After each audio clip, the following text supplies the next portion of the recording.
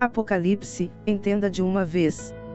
Para entender o Apocalipse é necessário entender o contexto e cultura judaica. Quando o apóstolo João recebeu a revelação, foi passado dentro de um contexto que ele entendisse para poder compartilhar. O escritor deste livro é o apóstolo João. O mesmo que escreveu o Evangelho de João. O mesmo que andou com Jesus e aprendeu os ensinamentos dele. O livro foi escrito no ano 95 depois de Cristo, numa pequena ilha chamada Patmos. A ilha de Patmos era usada pelo Império Romano como penitenciária de prisão perpétua. No versículo 3 do capítulo 1 diz que tem uma bênção específica para quem lê, ouve e guarda as palavras desta profecia. Talvez porque Deus já sabia que seria um livro o qual não entenderiam, não leriam e não saberiam explicar.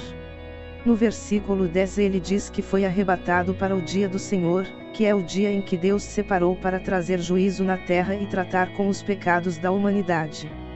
Porque João foi escolhido para receber estas visões e revelações. Há fortes evidências de que João vinha da família sacerdotal. Inclusive Policarpo, que foi discípulo de João, que foi quem anunciou o sepultamento de João em Éfeso, afirma categoricamente que João era sacerdote antes de ser escolhido discípulo de Jesus. Em João 18, 15 e 18 encontramos João pessoalmente ligado ao sumo sacerdote.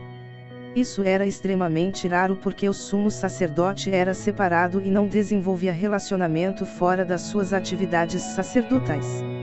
No verso 15 e 16, João aparece com autoridade suficiente para pôr Pedro para dentro da sala do julgamento.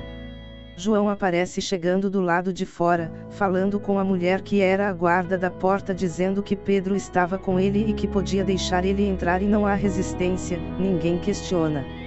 Dessa maneira, Pedro consegue entrar na sala do julgamento. Onde acontece a cena marcante, onde Pedro nega Jesus.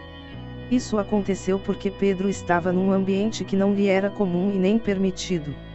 E João tinha acesso àquele ambiente restrito, que era o ambiente do julgamento do Sinédrio, que só podia entrar os sacerdotes, membros da família sacerdotal, ou parte do Sinédrio que eram oficiais em Israel. Embora João tivesse se convertido e não estava mais na prática sacerdotal, ele ainda tinha o direito sacerdotal. Quando Jesus foi preso, todos os discípulos se esconderam menos ele. Fica no Sinédrio, fica ao pé da cruz, do lado de Maria. É como se estivesse protegido por alguma regalia que os outros não tinham. Então, João foi escolhido não por ser mais especial mas porque ele tinha uma vocação sacerdotal que o capacitava para receber as revelações. O teólogo, judeu e historiador messiânico, Dr. Alfred Edersheim, que escreveu o livro de Temple, diz que, quando olhamos para o livro do Apocalipse com suas divisões, vemos uma cópia perfeita do serviço do templo, das coisas que aconteciam no templo. Tudo o que havia no templo, tinha um propósito. Nada estava lá por acaso. Havia 2 turnos de 12 horas. Quando o serviço começava, a primeira coisa que o sacerdote fazia era limpar os castiçais, depois queimar o incenso e abrir as portas. Depois fazia o sacrifício de um cordeiro sem mancha e sem defeito. Logo no início do livro de Apocalipse encontramos o relato de Jesus em meio aos castiçais. Ele estava limpando os castiçais. Porque João diz no capítulo 1, eu vi 7 castiçais de ouro, e no meio deles, ele descreve Cristo.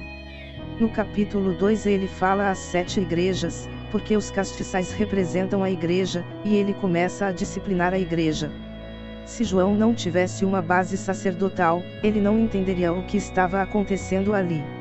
Ele era um sacerdote que foi arrebatado para dentro do templo celestial e viu o original do que se passava no templo da terra. Nos 12 primeiros capítulos, tudo o que é relatado, na maioria reporta para a maneira como o serviço do templo acontecia nas primeiras 12 horas do dia.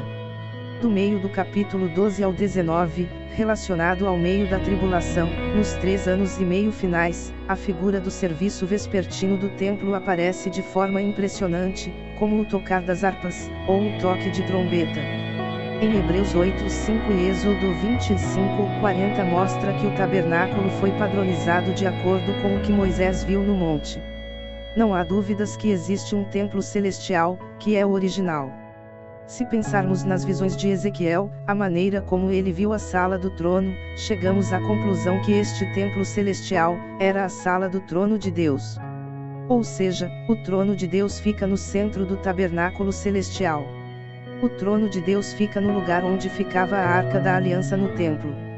Porque a sala do trono de Deus é o templo. Tanto o tabernáculo terrestre como o celestial têm livros, trombetas, vasos sagrados, etc. Esse templo foi criado antes de Adão. Deus mandou fazer alguns itens que lá no céu não tem necessidade deles, mas na terra há necessidade. O pecado de Lúcifer manchou o tabernáculo celestial e os objetos sagrados e precisavam ser purificados das abominações do pecado. Era necessário restaurar esse estrago. Tinha que ser feito com o sangue de Cristo. Quando Jesus estava na terra, era identificado como profeta. Após sua morte e ressurreição, aparece no livro de Hebreus como sacerdote. E sacerdote segundo a ordem de Melquisedeque. E essa ordem era de rei e sacerdote. A aparência de Jesus enquanto estava na terra, era de profeta. O livro de Hebreus fala que ele é sumo sacerdote e intercede por nós. Mas, quando foi que ele transitou de profeta para sumo sacerdote? Sendo sumo sacerdote, ele tem direito a uma veste. Esta era a roupa que o sumo sacerdote usava o ano inteiro, exceto na festa de Yom Kippur, que era o dia da expiação. Neste dia, o sacerdote tirava as vestes lindas e colocava um vestido de linho fino, com um cinto ao redor da cintura e descalço. Quando Jesus aparece no livro do Apocalipse, ele não está com a roupa imponente, mas com a roupa que o sacerdote usava no dia da expiação. Quer dizer que Jesus estava fazendo a expiação tanto pelos pecados da eternidade quanto realizando a obra final da expiação dos pecados da terra. Quando Jesus ressuscita e aparece para as mulheres, ele não deixa que elas o toquem e diz que ainda não foi para o Pai, porque quando o sacerdote estava para fazer a expiação, ficava isolado e não podia ser tocado. A transição do sacerdócio de Cristo aconteceu da sua ressurreição à sua ascensão.